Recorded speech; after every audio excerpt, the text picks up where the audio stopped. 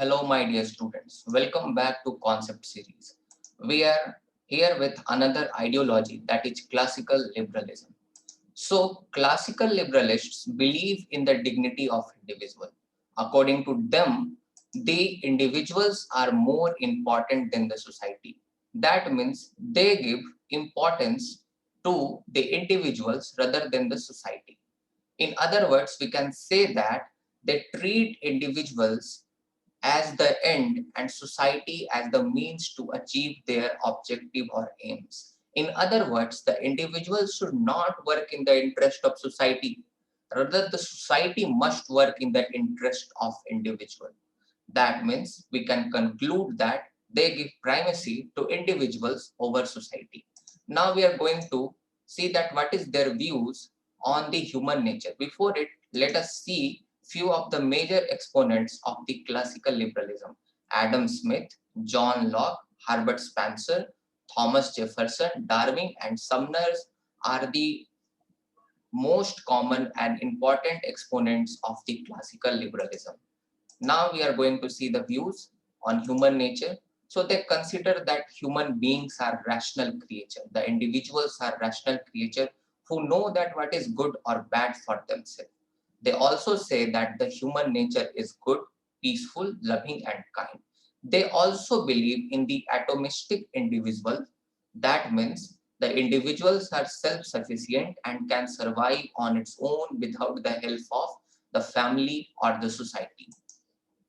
Now their views on state. So they believe in the minimal state. They say that the state which governs the least is the best. They wanted to limit the function of the state only up to providing the security to the people. In other words, they only believe in the police state. According to them, the state is necessary evil.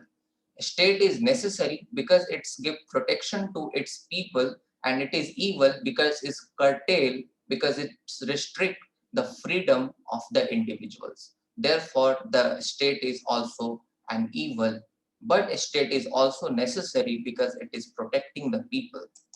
Now we will see their economic aspect, that what they think about the economic policies. So they believe in the principle of laissez-faire. That means the non-intervention of government in the economic activities of individual.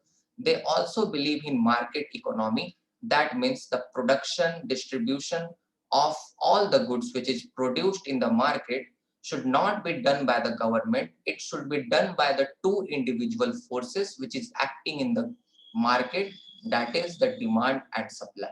Now we will see their social aspect, that what they say about the society. So they believe in the equality of opportunity in society, but they do not believe in the equality of outcome.